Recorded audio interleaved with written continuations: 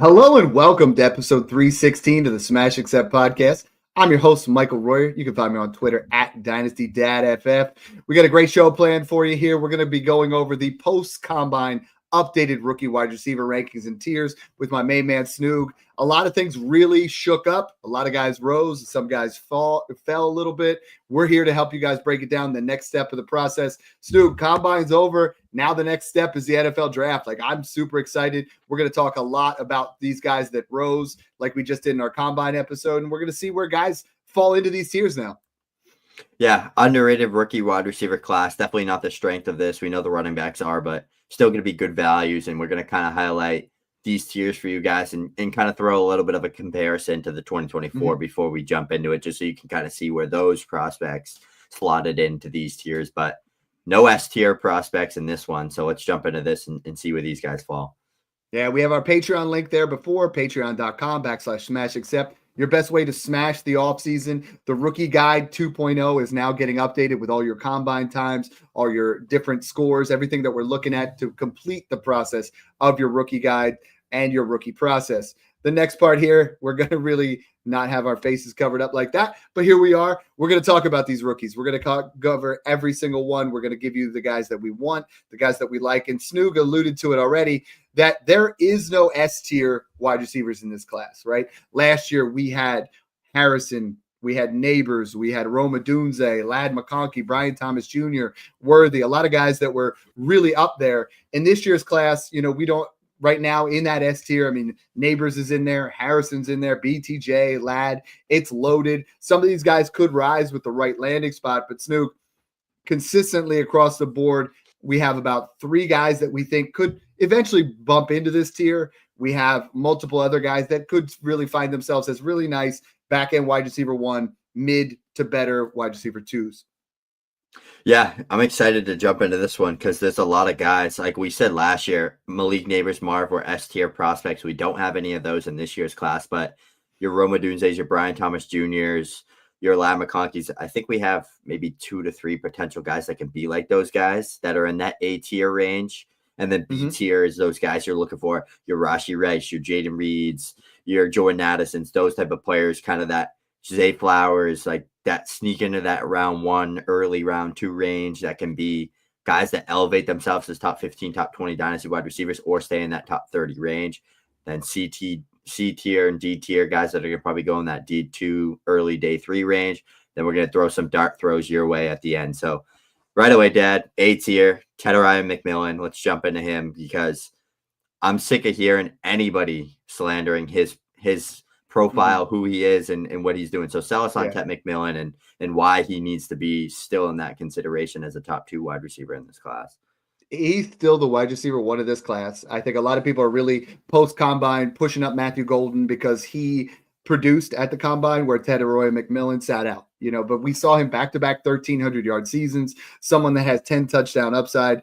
We talk a lot about him looking like a Drake London, Mike Evans type, contested catches, but more than just that, right? You and I were talking about it. He broke 30 tackles last year, someone that is great yards after the catch. He is not just a guy that's just going to run go routes and get bombs and be a contested catch guy. He's someone that wins at all levels of the field, could really be a power slot guy and dominate at the NFL level. I think he has the best chance out of anybody here to go into that S tier as his rookie year if he gets the right landing spot.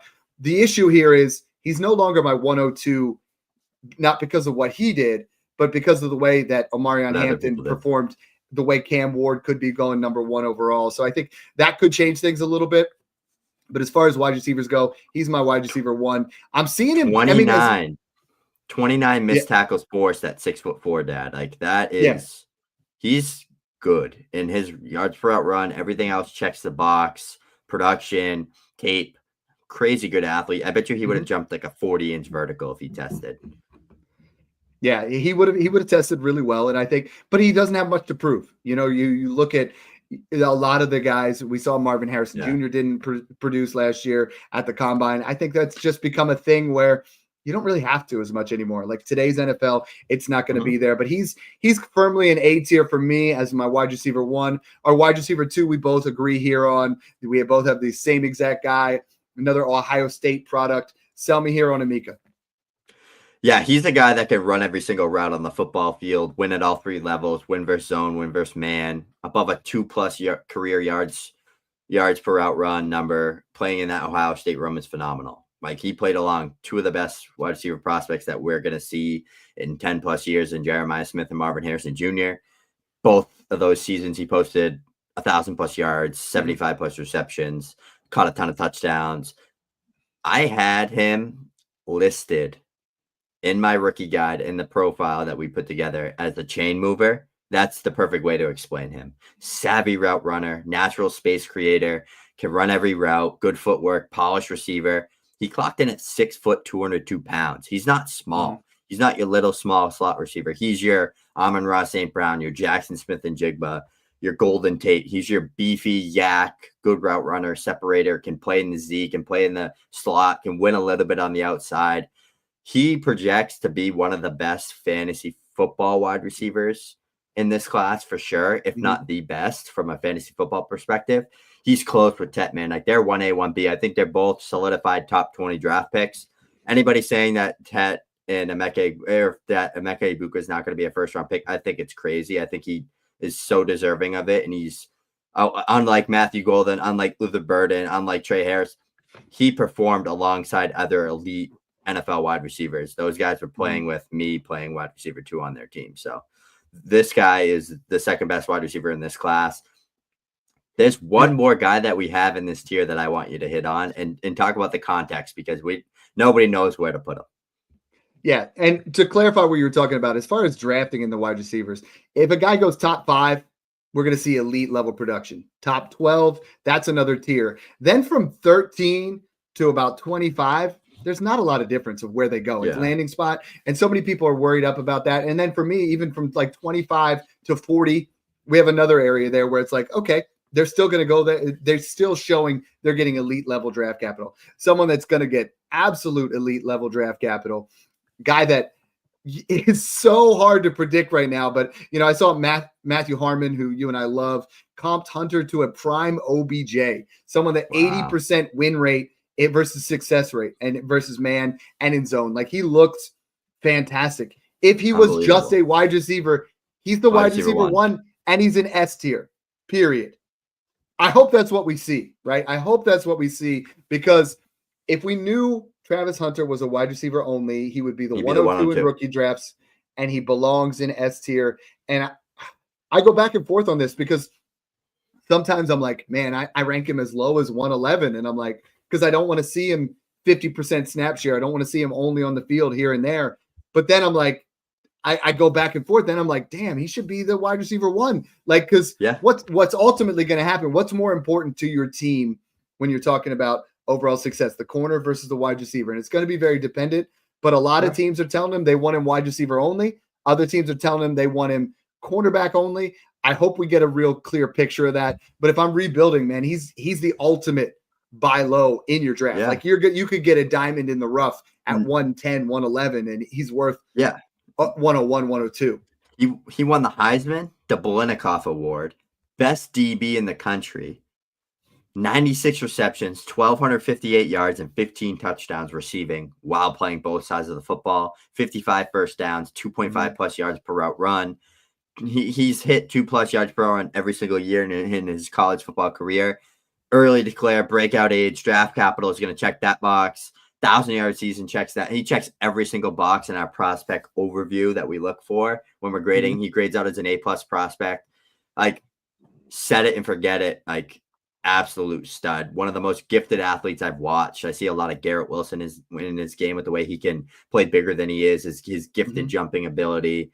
He's another one that at his pro day, I guarantee you Tet and Travis Hunter have crazy good pro days. And I think Emeka Egbuka will as well, but all in different ways, right? Like, Emeka is going to be that short area, explosive kind of route runner. Hunter's going to be that just gifted, crazy good athlete that can do everything. And Tet's going to be a guy that is your jump ball winner, Alpha X, Drake London, Mike Evans type. So these three all have the upside to be top 12 dynasty wide receivers and skill set, but they're more like right away going to be like probably from 14 to 18 to 20-ish in that range, like right away as rookies, assuming they all go first round and Hunter plays wide out. But let's jump into B tier here, because Luther Burden, I think the critic on him, I feel like I started getting like to the point where I was like, I feel like I'm just disrespecting him a little bit because I like was posting out there Emeka, big tier, then Luther Burden. Like Luther Burden's not in the same tier as these guys. He's not on the same level as these guys.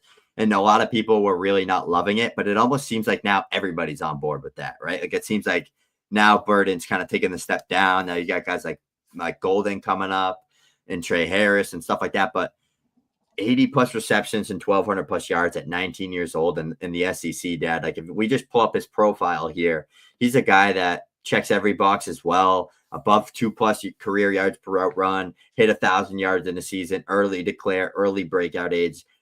The only one that is a little questionable is the draft capital because I don't know for sure if he's going to be a first-round pick on the recent buzz. I think his combine just confirmed damn well he's going to be a first-round pick.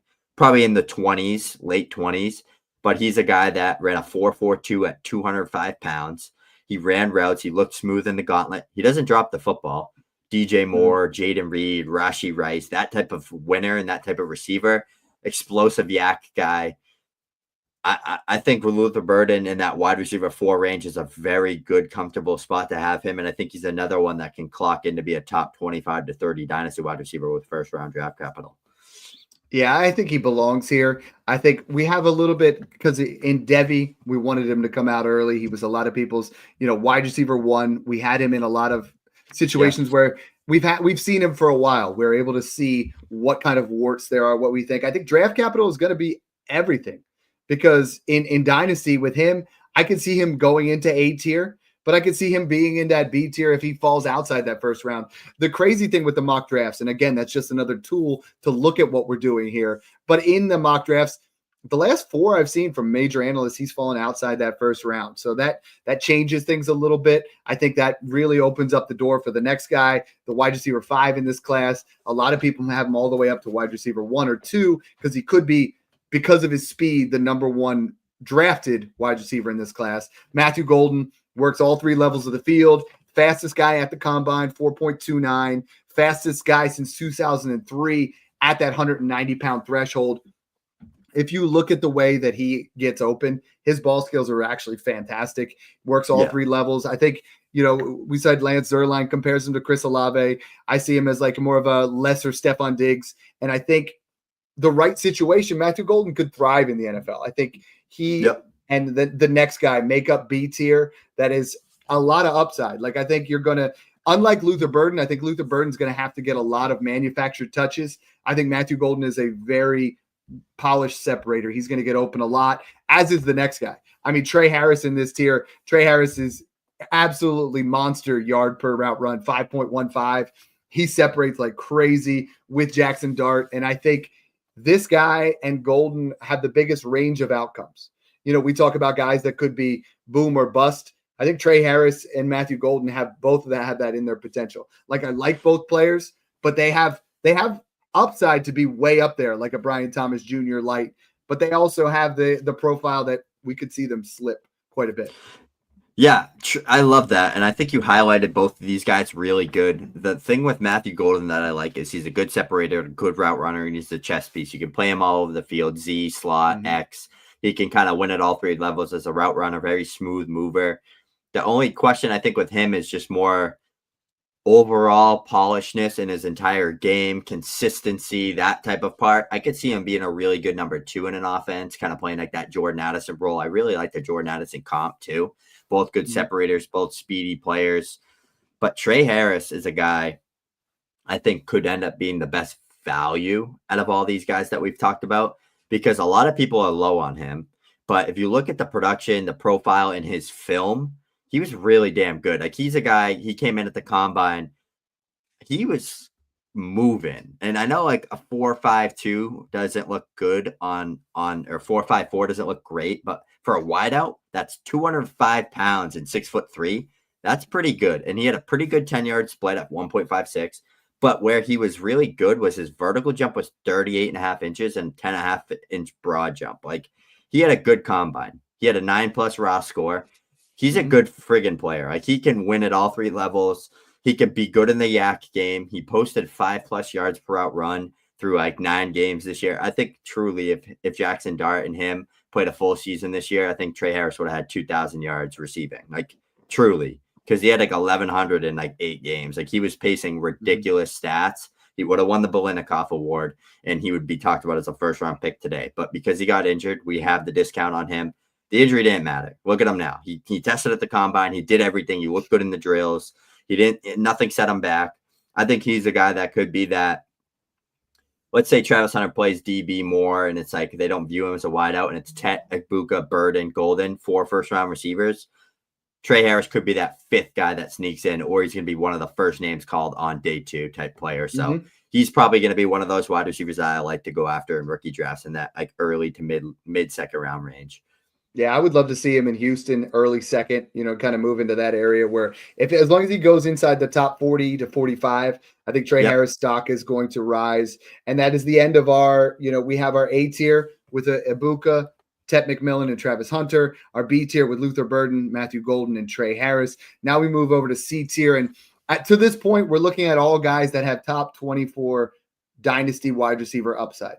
Now we start to get into the area where there's going to be a high variance, but the guy I like most out of this tier, and he just blew up the combine, 9.87 raw score. That is 46 out of 3,048 participants since 1987. That's really rare air considering my man Jayden Higgins is 6'4", 33-inch arms, which is, that is in that 96th percentile. He is so smooth in that gauntlet drill. He looks like when you watch him at the line, guy can separate. He does not look like a 6'4" wide receiver.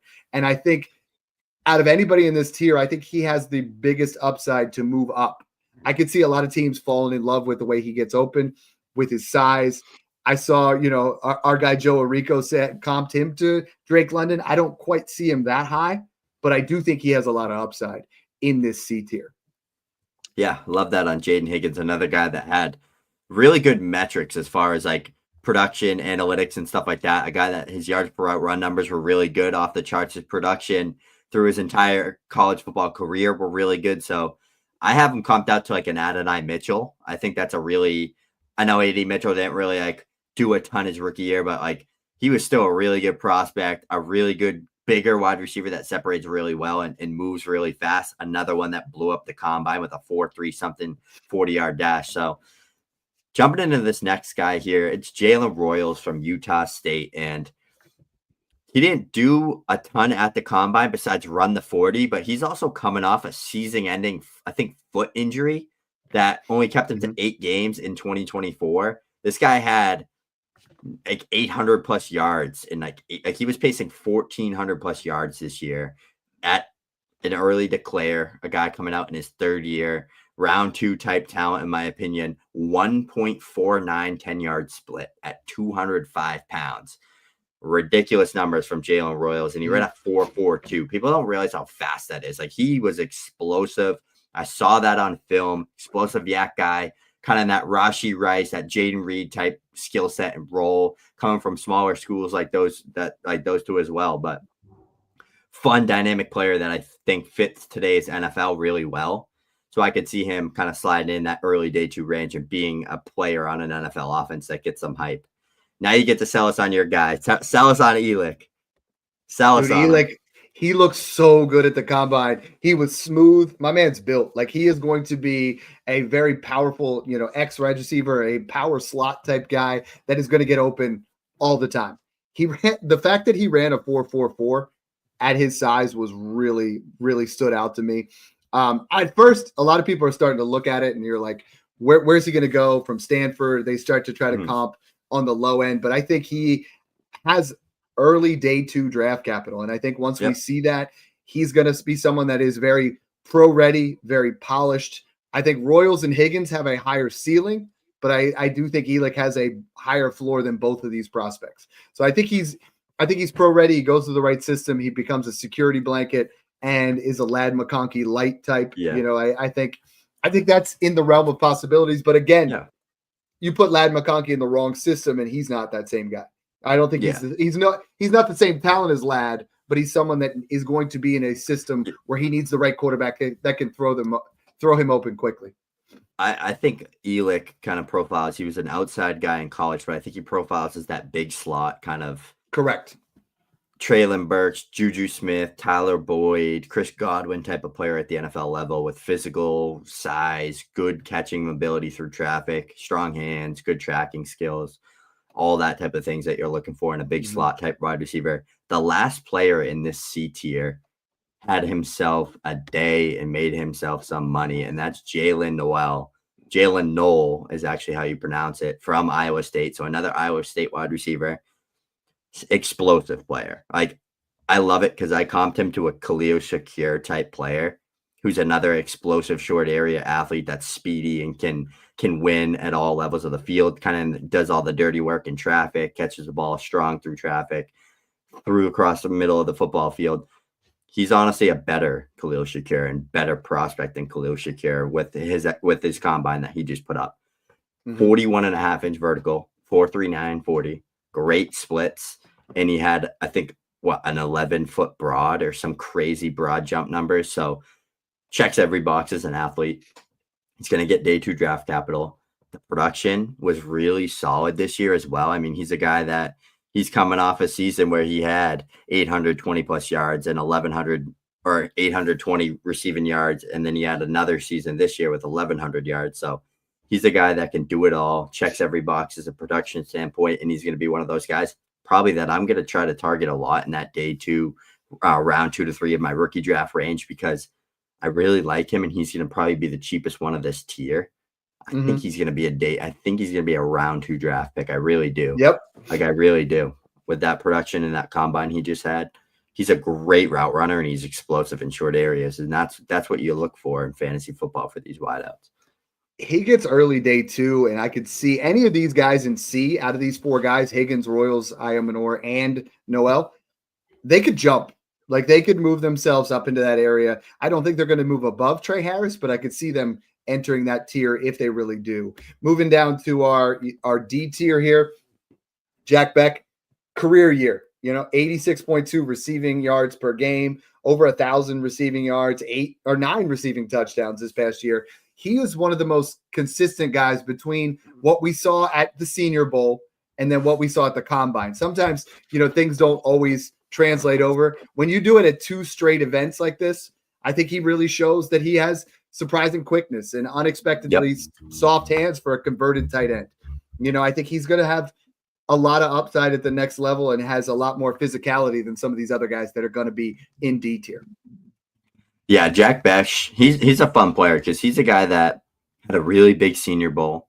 He's a big physical slot. I think he's like 6'2", 210, 205 pounds. So big profile guy that, again, power slot at the next level. Does all the dirty work that you want from a receiver that most aren't willing to do. Good run blocker, good strong hands in traffic, can catch the ball well, can make plays after the catch. He's someone that I'm rooting for. I think he's a great kid. The stuff that happened with his brother, losing his brother back and with the incidents in New Orleans there. He's a guy that is coming for it all, going to prove that he's a stud. And I think that he's a high IQ, high motor type player that is going to outwork everybody on the field. And that stands out to me because if I see someone like that, I know that a coaching staff's going to want to get him on the field and want to use him and draft him and want that player on their team. So that's what stands out with him. Like, I could see him jumping into C tier for me. Like, that's where I'm at with Jack Bech. So this next Tez one's Johnson. Interesting, right? So, okay. You look at him, he's had multiple seasons of 3.4 plus yards per route run. Yeah. Multiple seasons of 90 plus PFF grades. Multiple seasons of 80 plus receptions. Then he does fantastic at the Combine with a 37-inch vert, 4.15 shuttle. That's 4th best. 10-11 broad. That's 4th. 6.65 3-cone. That's the best. If he didn't weigh 154 pounds, if he didn't weigh, 4.51. He was 170. 40. If he was 170, we'd be talking about him as a top 8 wide receiver in this class. 100%, but because the skill set's there. 154 I don't pounds think we can. is because you look at people just say, well, what about Devonta Smith? What about, but Devonta Smith? They're like 175. Yeah. Yeah. Like there's They're a big difference. 154, you're going to have to run like a 4.2, or you're going to have to be. And the biggest thing is I look at guys like that we've liked in the past, like Tutu Atwell, who have been really small. And you're like, No, they'll still find ways to win at the next level. And I think Tez Johnson does a lot of things well, but I don't know if that translates to the NFL, and that's why he's in D tier here. Yeah, he's a guy that, I mean, like you said, the production, the analytics, the tape, I love the film. I thought he was wicked fast on film. Like, I was like, this guy's a burner. You're not touching this guy. He's a human joystick. I'm sad because I think like he has a cool story as well. I know he lived with Bo Nix and his family while he was at Oregon for a while, and there was some family issues for him, and that family took him in. So I wouldn't be shocked if Bo Nix is like, Sean Payton, go get my guy Tez on day 3. I want him. He'll be a perfect separator for us. They need a player like that. That'd be great for them, and that would be honestly best case for Tez. But good route runner, natural feet, quick off the line of scrimmage. He really had a good combine. The 40 wasn't good, but a lot of these guys aren't long stride runners. Like, they're quick, explosive, but they don't have the long strides to cover enough ground quick enough. I think that was Tez Johnson's problem. And a lot of these guys aren't track guys. They're football players. They're not good at running a 40. They're not good at certain things that require that. They're just good at football. So you got to be able to adjust and realize the difference. But yeah, jumping into our wide receiver 14 here, let's talk about Xavier Restrepo, because he's a guy, another one like Jack Bech, like Elic Ayomanor, willing to get dirty, willing to run block, willing to catch the ball through traffic, very good hands. Like, I comped him to Julian Edelman. Sell us a little bit on his profile and what he does good. That'll make him good for fantasy potentially. So he has multiple 1,000-yard seasons. I think he is a really good deep threat. The interesting thing for me is 5'9", 205. He is the first player to be under 5'10" and be over 200 pounds at the wide receiver position since 2003. So 22 years since we've had a guy at this size. So he's going to have to be someone that is an elite separator.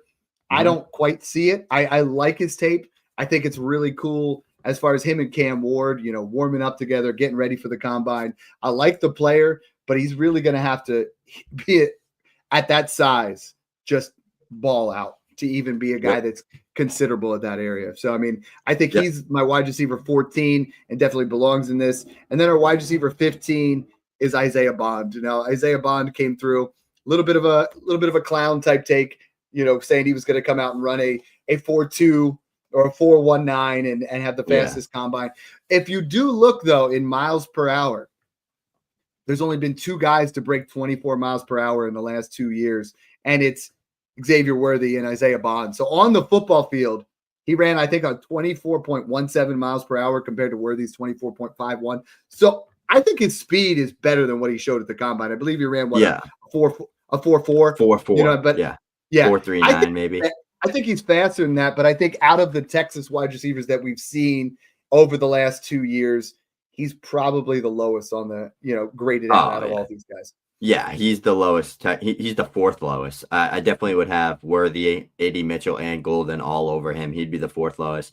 Again, a guy that profiles to be a slot guy, speedy guy, good route runner. He had 9+ yards after catch per reception this year. The issue with him, production was never there, ever. At Bama, at Texas, it was never there.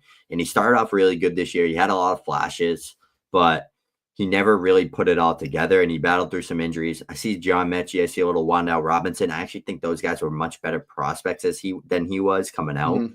But that's like the type of role and like outcome I could see. I mean, I could see him being a kind of that slot receiver role player, but I'm not going to touch this guy in rookie drafts. He's just kind of closing out the top 15 for us before we jump into the last dart throw tier here. But Ty Felton made himself some money at the combine, Dad. He ran a 4.3 plus at 200, 190 something plus pounds. He's a guy that comes in around 6'1", 180. He has that Troy Franklin build, kind of that long, lengthy build, but he's explosive. And he's a guy that coming out of Maryland. He had a lot of good seasons under his belt. I mean, this past season, 2.3 plus yards per route run, 57 first downs caught, 1,100 yards in the receiving game, 9 touchdowns, 96 receptions, utilizing the screen game, explosive after the catch, that type of player there with a Ty Felton. And then going to Savion Williams. This is a guy that everyone's comping at Cordell Patterson because he's this 6'5", 220-pound wide receiver running back. I got to watch him in person. He was so good against Oklahoma State when I watched him. He was rushing the ball. He was catching 2-point conversions. He was catching the football over the field. he's like a fun gadget player that could be decent in fantasy in the right situation, but he's probably a day 3 guy. I like the Cordell Patterson comp, but he's not going to be. I think Cordell Patterson was a first-round pick. He's not going to be a first-round pick. Talk to us a little bit about Ricky White and kind of Kyle Williams here. Ricky White out of UNLV, analytics darling, but he didn't have a good combine. Kind of comps out to Jacoby Myers for me. That was my comp pre-combine. 4.6 40, so he's a slower guy like Myers was. Talk to us a little bit about Ricky here. What's nice about Xavier Williams, he did run a 4.4. I think he's going to be an interesting pick. You know, he's got to be in the right system. Ricky White is someone that I'm not going to be when it comes to Kyle Williams, Ricky White, guys like this towards the end, I'm not going to be investing in them when it comes to my rookie drafts. I mean, you know, he did have 43.6% target share at UNLV, which is absolutely crazy. Ridiculous yards per route runs too. 46.9% dominator rating. That's 94th percentile. 18.6 breakout age. That's 96th percentile. But like, I'm just, when it comes to my 4th round picks, I'm going to be taking shots on running backs like we talked about on our last show. I'm going to be, this running back class is deep. The wide receiver class, not quite the same. So I'm not really in on Ricky White or Kyle Williams. I'm not going to probably come away with any of them. I'm probably going to trade back, trade out, kind of do those kind of they're things. Late day. These are all late day 3 guys. So to recap our guys here, we're talking A tier, no S tiers. A tier, Tetairoa McMillan, Emeka Egbuka, Travis Hunter. That's it. We got 3 guys in A tier. Yep. All 3 of them have really high ceilings.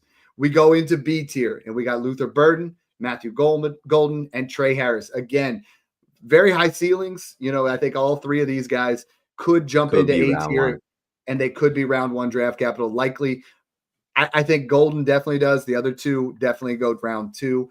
Then we move into our C tier. Jayden Higgins, Jalen Royals, Elic Ayomanor, and Jaylin Noel. All 4 could be round 2, round 3. They'll definitely be going on day 2. And I think they have some nice upside that adds to this class. A lot of people say that there's just 5 guys. These guys are okay. These guys I think are going to give you nice, solid production, but nothing sexy, right? I saw they're better than your Roman Wilsons. They're better than those Roman Wilsons, Jermaine Burtons. They're better than those guys were last year. Like, they really are. And this class has very few Pro Bowlers in the future. It has a lot of starters. You know, and that's the one thing we keep talking about is there's going to be a lot of starters in there. These guys have that. We go into D tier, Jack Bech, Tez Johnson, Xavier Restrepo, and Isaiah Bond. Those are our guys in D tier. And then we don't really call it E tier. We'll call it a dart throw, but Ty Felton, Savion Williams, Ricky White, Kyle Williams. So this class, it has some juice. It has there's going to be a lot of opportunities for wide receivers because our wide receiver landscape is aging out a little bit. There's going to be a lot of opportunities for these guys to come in and make impacts early. But Snoog, I mean, what is your biggest takeaway post-combine? We went over these guys. We're talking about where they might go. But what's the biggest takeaway that you have when we're saying this is what this class is all about? Yeah, for the wide receiver position, I think it's going to lie in the strength of Tet McMillan, Emeka Egbuka, Travis Hunter, Luther Burden, Matthew Golden, Tre Harris. I think those 6 guys, especially the top 3 I named, are really going to pave the way for how this class projects, especially at the wide receiver position. It's already a super deep wide receiver landscape in the dynasty football industry that we're in. Like, there's like 30 guys that are like, we don't know where to put, like Waddle is in that like mid to late 20s range at this point. And it's like, the landscape's so deep, but I really think Tet, Emeka, and Travis Hunter can all be wide receiver 1s on their NFL offense and all slot in to be sure thing, rock solid wide receiver 1s, high end 2s right away too. But it's like it gets to your Burden, Golden, Tre Harris, where it's like 1 or 2 of these guys need to hit for us, right? Like if we get like an Adonai Mitchell, Rome Odunze, and Keon Coleman group right here, and like none of them show up really. Like Rome had a good rookie year, but you know what I mean? Then it's going to be like people are going to hate on this wide receiver class. It's really not very, very good, but it's a solid wide receiver class. Like, it's not bad. Reminds me of 2022 a little bit with like London, Pickens, Garrett, Olave, Jameson Williams. I think that class was slightly better as a wide receiver class. I think it was definitely better, but this one's pretty similar to that. Like, not the worst one we've seen, but one of the weaker ones as of recent that we've been getting. So what I'm hoping is these wide receivers get the draft capital to push down my Yep. running backs so I can smash as many running backs as possible and move into that direction. Thanks again for tuning in, guys, and enjoy the process.